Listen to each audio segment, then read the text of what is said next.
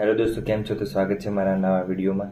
તો આજે છે પર્યાવરણની આઈએમપી અને આગળ આપણે જોઈ લીધું કે જે નવા વિદ્યાર્થીઓ છે એમને જો જોયું ના હોય અગાઉના વિડીયો ઇતિહાસ, ભૂગોળ, કલ્ચર, વારસો અને બંધારણ અને મેસેજની, તો એ આગળ મેં પીએસઆઈ અને કોન્સ્ટેબલ માટે આઈએમપી જે ટૉપિક છે 3 પેપર જે હસમુખભાઈ સાહેબે લીધા છે, જે મારી જોડે છે આ 3 પેપર, એ 3માંથી મેં કાઢ્યા છે આઈએમપી. તો જોઈ લેવા. અને આ 3 પેપર મેં ટેલિગ્રામ પર મૂકેલા છે અને લિંક ડિસ્ક્રિપ્શનમાં છે વિડીયોમાં, તો જોઈ લેવી અને ટેલિગ્રામ જોઈન કરી લેવું, એટલે એમાં તમને આ 3 પેપર મળી જશે અને આઈએમપી ટૉપિક પણ મળે છે, એટલે જોઈન કરતા રહ્યો. અને આજે મેં પર્યાવરણ માટે બનાવ્યું છે, પીએસઆઈ માટે છે. કોન્સ્ટેબલમાં પર્યાવરણ નથી એટલે એમાં કંઈ વાંધો નહીં આવે, પણ પીએસઆઈમાં પર્યાવરણ છે તો એના માટે વિડીયો બનાવવો જરૂરી છે. તો આઈએમપી ટૉપિક લઈને આવ્યો છે, તો ચલો ચાલુ કરીએ પીએસઆઈ માટે આઈએમપી. તો દોસ્તો, આ 3 પેપર હતા, એના આધારે મેં એનાલિસિસ કર્યું છે. તો મેં સારા અક્ષરે લખી દીધું છે આમાં.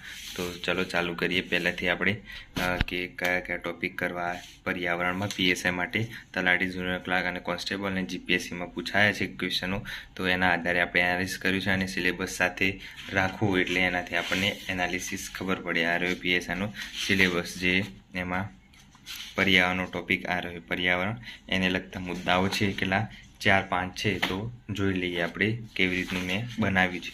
તો પહેલું છે પર્યાવરણનો રાષ્ટ્રીય કાર્યક્રમ COPનું આયોજન કયા શહેરમાં થયું હતું. આ કઈ જુનિયર ક્લાર્કની ભરતી હતી, હસમુખભાઈ સાહેબ લીધો હતો. એમાં જે કરંટ બેઝ ઉપર પર્યાવરણ પૂછ્યું હતું, એટલે COP જે છે એનું આયોજન કયા રાજ્યમાં થયું હતું એ પૂછ્યું છે. કયા શહેરમાં થયું હતું એ.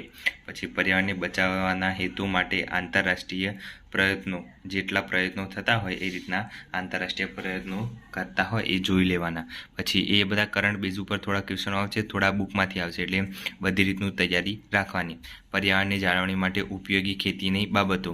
પર્યાવરણને જે ખેતી કરીએ છીએ આપણે, એમાં કેવી રીતે ઉપયોગી થાય પર્યાવરણની જાળવણી માટે, જેમ કે લીલો પડવાશ કરવાનો, પાકની ફેરબદલી કરવાની, પછી દેશી ખાતર, પછી આપણે રાસાયણિક ખાતર ઉપયોગ કરીએ તો પર્યાવરણને નુકસાન થાય, એ માટે જેટલી જાળવણી થતી હોય એ રીતના આપણે જોવાનું. પછી જે પુનઃ અપ્રાપ્ય કુદરતી સંસાધનો, એ કરી દેવાનું, જે પ્રાપ્ય હોય એ અને અપ્રાપ્ય હોય એ રીતના ક્વેશ્ચનો પૂછાય છે વિધાનવાળા. પછી મેંગ્રુવ જંગલો ખાસ કરી દેવાનું, મેંગ્રુવ જંગલનો ઉપયોગ કુદરતી સંસાધન રીતે કેવી રીતે થાય છે એ રીતનું બધું કરી દેવાનું મેંગ્રુવ જંગલ. પછી રાષ્ટ્રીય અને આંતરરાષ્ટ્રીય કક્ષાએ પર્યાવરણની નીતિઓ જેટલી હોય એટલે, પછી જેટલા સંમેલનો થયા હોય, પછી સંધિઓ, પછી જૈવ વિવિધતાનું મહત્ત્વ, એ બધા ટોપિક ખાસ મોસ્ટ આઈએમપી છે, તો ખાસ કરી લેવાના રાષ્ટ્રીય અને આંતરરાષ્ટ્રીય કક્ષાએ. પછી વન અને વન્યજીવ કાનૂની સંસ્થાઓ, જેટલી બી કાનૂની સંસ્થાઓ છે વન્ય અને વન્યજીવ માટે, એ કરી લેવી. પછી સંરક્ષણ જે પ્રોજેક્ટ છે, પ્રોજેક્ટ ટાઈગર, સિંહ, ગેંડા, મગર પરિયોજના, એ બધી જેટલી બી યોજનાઓ છે એ બધી કરી લેવી.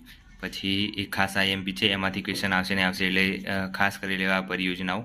પછી પ્રદૂષણના પ્રકાર, પછી ગ્લોબલ વોર્મિંગ, ગ્રીન હાઉસ અસર, પછી ઓઝોન લેયરનું ક્ષય, એસિડ વર્ષા, હવા, પાણી, જમીનનું પ્રદૂષણ અને નિયંત્રણ કેવી રીતે કરવું, એ રીતના ક્વેશ્ચનો આવે છે. તો પ્રદૂષણ ખાસ કરી લેવું, કેમ કે પ્રદૂષણના ક્વેશ્ચનો હોય, એટલે મોસ્ટ આઈએમપી છે, પ્રદૂષણ માટે ખાસ કરી લેવું.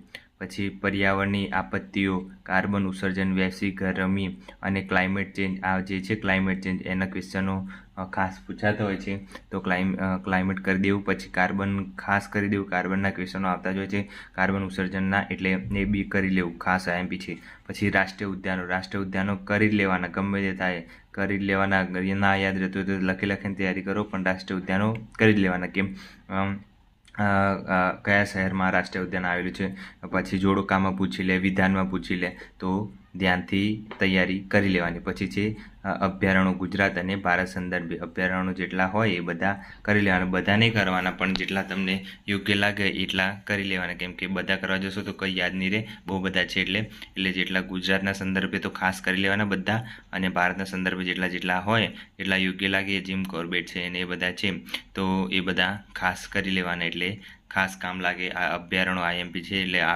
અભયારણ્યો આમાંથી ક્વેશ્ચનો પૂછાતા હોય છે એટલે કરી લેવાનું. એટલે આ તમે આટલા ટોપિક કરશો તો તમારું પર્યાવરણ આરામથી ક્લિયર થઈ જશે. અને આ આઈએમપી છે અને સિલેબસ પ્રમાણે આપણે આ રાખ્યા છે એટલે સિલેબસમાં આટલા ટોપિક હતા અડધા, અને એમાંથી ઉપરના જે 3-4 છે એ રિલેટેડ છે અને બીજા એક્ઝામમાં પૂછાયેલા છે. એટલે આ રીતના ક્વેશ્ચનો મેં કાઢ્યા છે. પર્યાવરણના મોસ્ટ આઈએમપી છે, તમે જોઈ શકો છો. ઉપરથી તમારે સ્ક્રીનશોટ લેવો હોય તો લઈ લો અને વાંધો નહીં આવે આટલું કરશો તો બી. અને પીએસઆઈમાં આ પર્યાવરણ છે એટલે પીએસઆઈમાં કરવું ખાસ જરૂરી છે, તો આટલા ટોપિક કરી દો.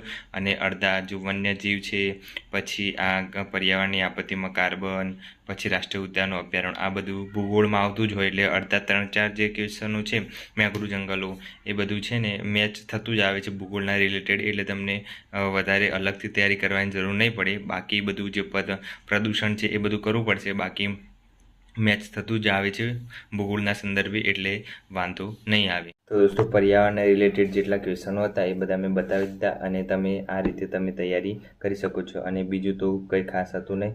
અને આ જે પર્યાવરણ છે એ ભૂગોળના અડધા 3-4 ટોપિક ભેગા જ છે એટલે વાંધો ના આવે, અલગથી તૈયારી કરવાની જરૂર નથી. ભૂગોળની બુક તો તમને ખબર છે કે કોઈ બી બુક તમે કરી શકો છો ભૂગોળની. હું તો યુવાની યુઝ કરું છું એટલે એમાં બધા ટોપિક કવર થઈ જાય છે એટલે વાંધો નથી આવતો. તમે પણ કોઈ બી ઓથેન્ટિક બુક યુઝ કરો એટલે બધા ટોપિક જેટલા આવતા હોય એટલે થઈ જાય. મારી પર્યાવરણની બુક લાવવાની જરૂર નથી, કારણ કે મારી જોડે ફોરેસ્ટની બુક પડી છે પર્યાવરણની. એમાં ક્લાઇમેટ ચેન્જ, પછી પ્રદૂષણ, એ બધા જેટલા બી ટોપિક છે, પછી આંતરરાષ્ટ્રીય સંસ્થાઓ, બધી સંસ્થાઓ જેટલી બી હોય ગુજરાતના સંદર્ભે, ભારતના સંદર્ભે, એ કરી લેવાની એટલે થઈ જાય. એટલે એ અલગથી લાવવાની બુક જરૂર નથી. કોઈ એક વિડીયો પણ જોઈ લેવાનો પર્યાવરણ વિશે એટલે થઈ જાય. બીજું કંઈ છે નહીં, પીએચડી કરવાની નથી એમાં. એટલે ઉપર જેટલા બી હોય એ ખાસ ટોપિક કરી લેવાના. બાકી સિલેબસ તમારે જોડે રાખવાનો. મારી જોડે સિલેબસની ઝેરોક્સ પડી છે, તો હું હંમેશા સિલેબસ જોડે જ રાખું છું. અને તૈયારી કરતા હોય ત્યારે જે સિલેબસ તમારે થઈ જાય એ રીતે આ રીતે હું ટીક કરી દઉં છું. તો જેટલા બી ટોપિક થઈ જાય પેન્સિલથી ટીક કરી દેવાના અને પછી આગળ વધતું રહેવાનું. અને જે ટોપિક થઈ જાય એને રિવિઝન કરતું રહેવાનું દરરોજ, એટલે ભૂલાય નહીં. બસ આવી રીતે તૈયાર કરતું રહેવાનું એટલે પાસ થઈ જવાય આરામથી. પીએસઆઈના સિલેબસમાં પર્યાવરણ હતું એટલે પર્યાવરણનો વિડીયો બનાવી દીધો. કોન્સ્ટેબલ માટે મેં અલગથી બનાવેલા જ છે, ઇતિહાસ, ભૂગોળ, કલ્ચર, એ બધાની આઈએમપી ટોપિક. તો તમે અગાઉના મારા વિડીયો ના જોયા તો જોઈ લેજો. અને ટેલિગ્રામ કરંટ ડેઇલી અપડેટ્સવાળી મારી ચેનલ છે, તો વિડીયોમાં ડિસ્ક્રિપ્શનમાં મેં મૂકી લીધી હશે લિંક, તો તમે ત્યાંથી જોઈન કરી લેજો ટેલિગ્રામ. એટલે તમને અપડેટ કોઈ બી હોય તો મળતી રહે. અને આવી રીતે મને સપોર્ટ કરતા રહો. તમે યુટ્યુબ પર હવે મેં ટેલિગ્રામ પર આ મૂકી દઉં છું આઈએમપી અને પેપર ને બધું, એટલે કોઈ વિડીયો જોતા નથી, સપોર્ટ નથી કરતા, એટલે પછી મને આમ બનાવવાની ઈચ્છા નથી થતી, મૂડ મરી જાય છે. કેમ કે તમે આવી રીતે સપોર્ટ ના કરો તો પછી મતલબ શું? તમે ટેલિગ્રામ પરથી ડાયરેક્ટ લઈ લો છો અને અહીંયા વિડીયો શેર બી નથી કરતા કે સપોર્ટ નથી કરતા, એટલે મજા નથી આવતી. એટલે તમે થોડું સપોર્ટ કરો તો મને આમ કંઈક લાવવાનું થાય નવું, તો મજા આવે. તમે ડાયરેક્ટ ટેલિગ્રામ પરથી ડાઉનલોડ કરી દો છો અને વિડીયો અહીંયા શેર નથી કરતા અને જોતા નથી, એટલે થોડું ડાઉન થઈ જાય છે. એટલે થોડું સપોર્ટ કરતા રહો, સારું. અને થોડું મને ઉત્સાહ આવે થોડું વિડીયો બનાવવાનું. તો આવી રીતે પહેલાં શરૂઆતમાં થોડું સારું હતું પણ પાછું ડાઉન થઈ ગયું છે અત્યારે. એટલે હું હવે નેક્સ્ટ વિડીયો છે એ કયો ટોપિક બાકી રહે છે? અર્થતંત્ર પણ આવી ગયો. હા, પીએસઆઈમાં જે વર્ણનાત્મક છે અંગ્રેજી અને ગુજરાતી લખવાનું છે પેપર બીજું, એના માટે લઈને આવીશ, તો ખાસ ધ્યાન રાખજો. અને નેક્સ્ટ વિડીયો એવી રીતે તમને ઉપયોગી થાય એ રીતે હું મહત્ત્વ રહે આ વિડીયોનું, એ માટે નેક્સ્ટ તમે જોઈન કરી લેજો, સબસ્ક્રાઈબ કરી લેજો નવા હોય તો.